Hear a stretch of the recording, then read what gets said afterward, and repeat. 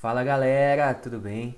Terça-feira, dia de mais um tema de redação e dessa vez eu trouxe um tema que eu acho particularmente muito interessante e todo ano especula-se que pode cair no Enem alguma coisa relacionada à mobilidade urbana e pode mesmo, né? Se não caiu ainda, então a mobilidade urbana é sempre um tema possível, é sempre um tema recorrente, mas que faz muito tempo que não temos nada relacionado a questões ambientais de forma específica, né?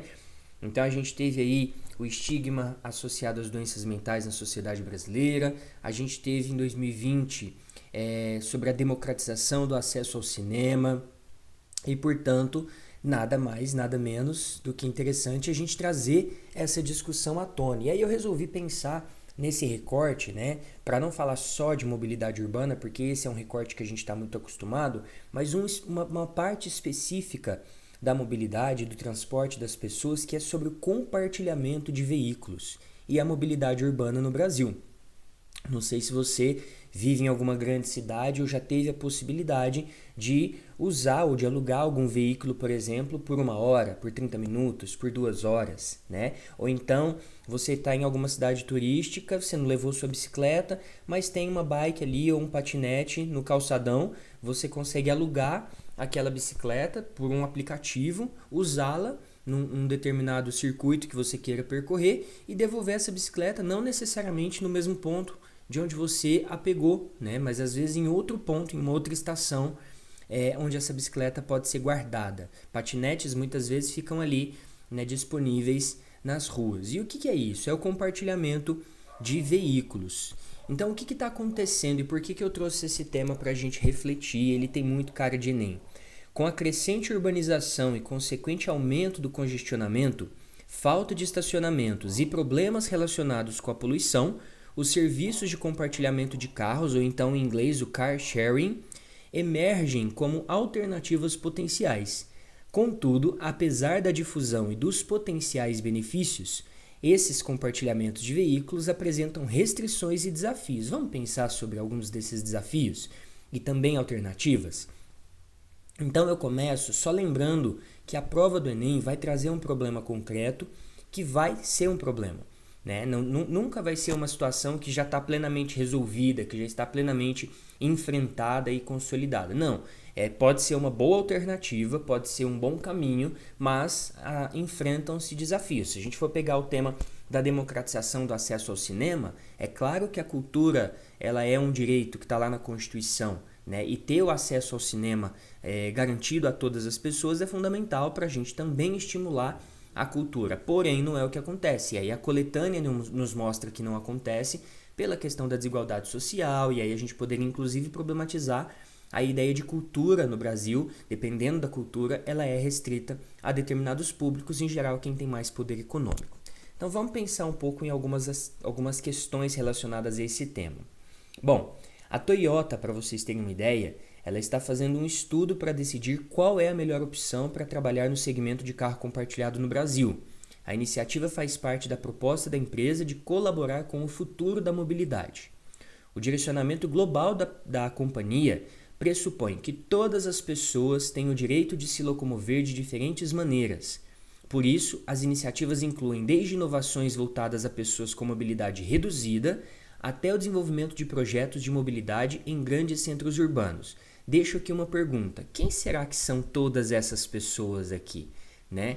Claro que todas as pessoas têm direito de se locomover de maneiras diferentes. Será que isso é uma grande possibilidade no Brasil? Um país tão marcado pela desigualdade, com um planejamento urbano extremamente desorganizado, em que a gente sabe que as pessoas que moram na periferia têm uma relação com o transporte completamente diferente das pessoas que moram em bairros mais privilegiados. Vou dar outras ideias e todos os links dessas referências que eu estou colocando aqui vão aparecer no finalzinho do vídeo e eu vou deixar, como sempre, na descrição aqui do vídeo para você poder acessar esses sites e poder se aprofundar um pouco mais nesse assunto.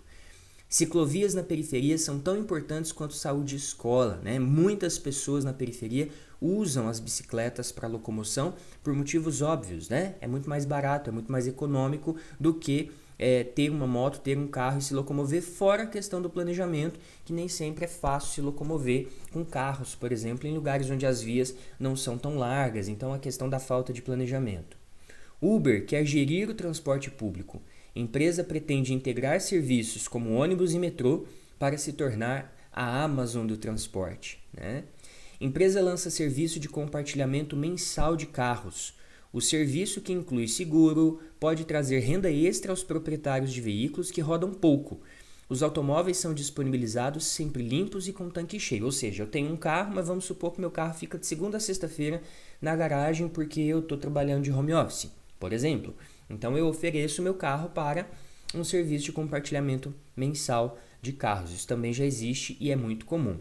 Tudo que eu estou colocando aqui, né, com exceção das pessoas que usam bicicletas na periferia, porque elas estão usando as delas, não é ainda uma questão de compartilhamento, então não necessariamente todas as informações que eu estou trazendo aqui estão diretamente relacionadas ao compartilhamento de veículos. Mas eu peço para a gente pensar um pouquinho, num país como o Brasil, para quem esse serviço realmente está disponível. E aí a gente vai pensar em algumas coisas para problematizar e eu termino dando um encaminhamento de como que essa redação pode ser construída, ok? Bom, depois das bicicletas, startups apostam em carros compartilhados. Então, 2 anos depois de vender carro para se locomover por São Paulo de bicicleta, o administrador de empresas Vitor Brasil, de 31 anos, voltou a recorrer ao transporte motorizado. Mas agora, em vez de bancar os custos de um veículo próprio, optou pelo compartilhamento. 3 vezes por semana, para ir e voltar dos treinos de triatlo, ele aluga um carro por hora.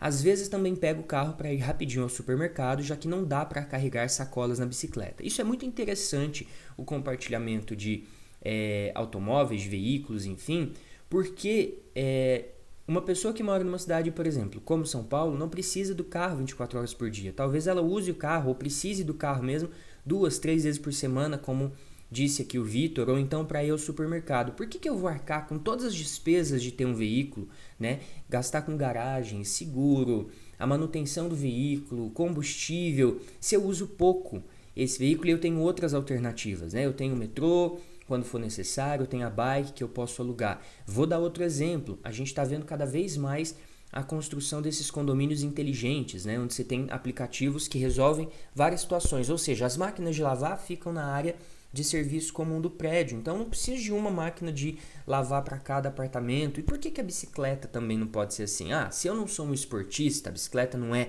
meu esporte, eu ando todo dia ou todo final de semana, mas eu vou pegar a bike que está ali no condomínio para pedalar um pouquinho ali no meu bairro, nos quarteirões. Isso é econômico, isso é sustentável, né? Então existem várias vantagens do compartilhamento aí de veículos, né? A economia, a ideia de sustentabilidade, a construção maior e o reforço de um ideal de coletividade, porque as pessoas começam a entender que aquela bicicleta não é só minha, aquele carro não é só meu, eu uso aquele carro, então quanto mais eu cuidar daquele carro, mais em bom estado ele vai estar para as próximas vezes em que eu precisar utilizá-lo, né? Bom, então o compartilhamento de automóveis segue uma lógica parecida com a de aluguel de bicicletas, em que é possível pegar o veículo em um ponto e deixar em outro, com o uso de um aplicativo. Olha, vamos guardar essa informação porque isso também é importante. Esses serviços todos, eles funcionam em geral com aplicativos. Então você precisa de ter um celular, de ter um smartphone, de saber utilizar essas soluções e, claro, ter internet, acesso à internet. E a gente vai ver que isso também pode ser um problema sério em relação a essa solução.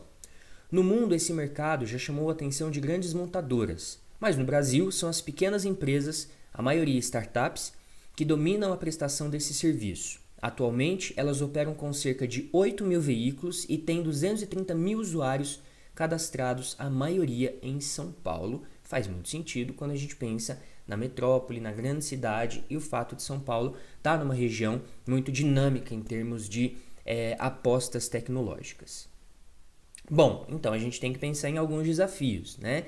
Esse texto que eu tirei do jornal El País, eu recomendo muito que vocês o leiam integralmente, porque ele traz algumas discussões muito interessantes. Eu estou pegando aqui só um fragmento para a gente olhar juntos. O planejamento urbano modernista inaugurou 2 valores para cidades no mundo no início do século XX: a velocidade e a amplidão.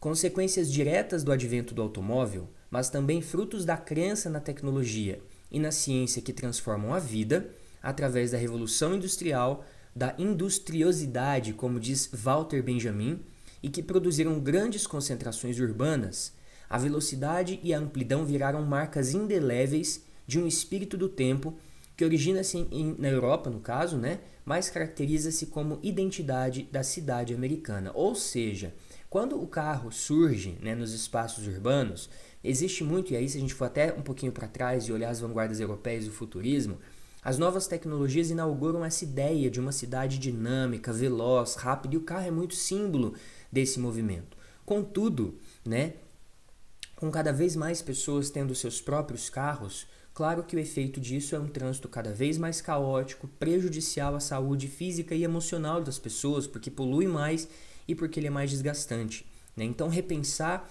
esses valores talvez seja um ponto muito importante para a ampliação desse serviço de compartilhamento de automóveis, mas fica a dúvida até quanto a sociedade está preparada para abrir mão desse seu carro particular, né, que ainda tem muito valor social no nosso contexto. O carro ainda garante status e diferenciação.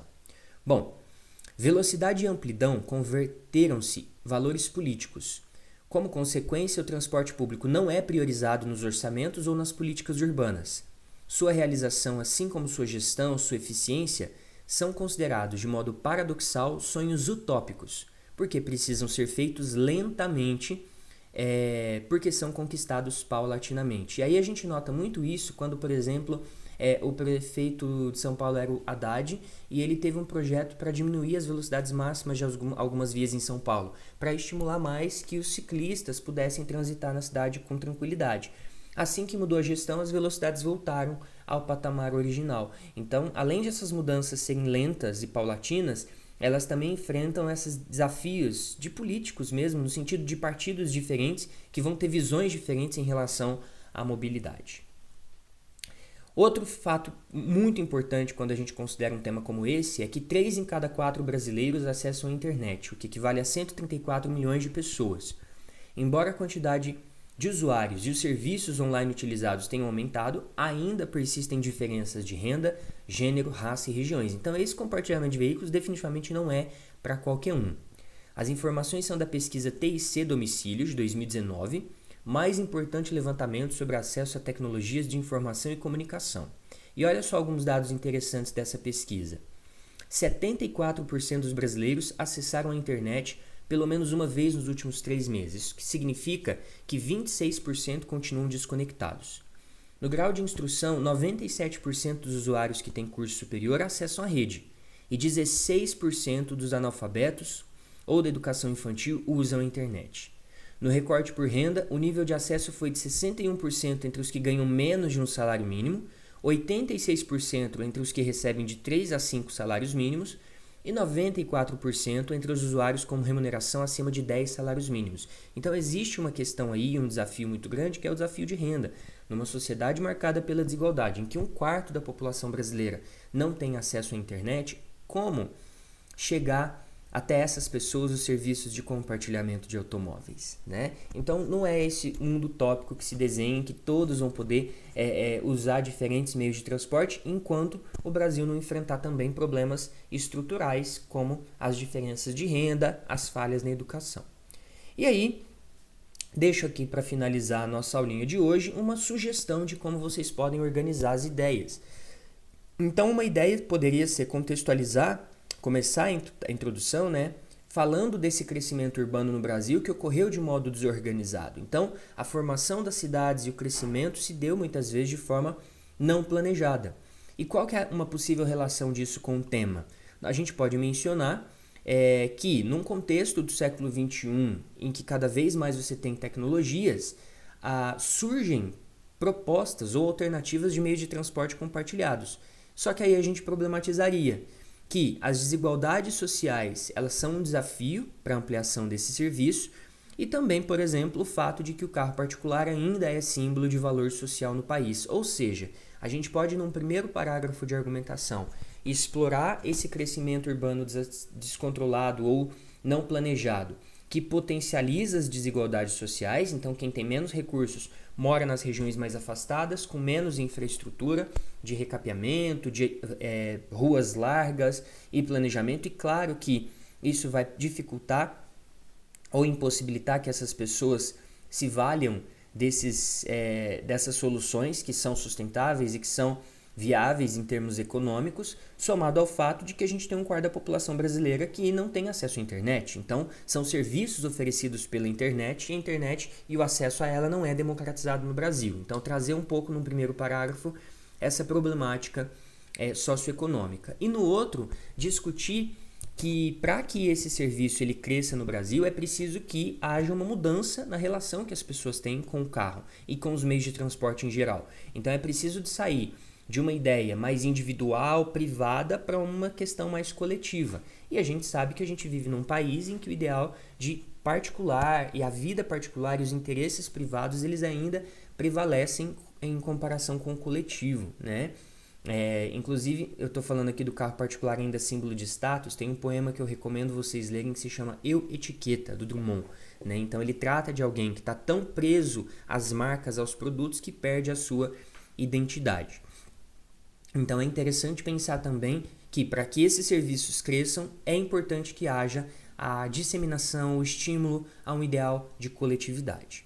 Bom, aqui a gente já tem um encaminhamento para a discussão, né? Claro que se a gente fala das questões relacionadas às desigualdades sociais num parágrafo e a ideia do carro ainda como valor social e status, a gente tem que pensar numa proposta de intervenção que enfrente esses problemas, né? E isso pode se dar aí por meio de um projeto de médio e longo prazo, que não é uma coisa que vai ser resolvida em curto prazo, mas de planejamento urbano dessas regiões mais periféricas, isso é um processo importante, a garantia de acesso à internet para todo o Brasil, né? Isso também é importante para você ter meios para conseguir que esse compartilhamento de automóveis aconteça. E juntamente a isso, pensar em campanhas aí, em processos que possam estimular que as pessoas abram mão do seu carro em determinados contextos. Vamos pensar numa empresa, por exemplo, que tem 3.000 funcionários e cataloga esses funcionários por bairros.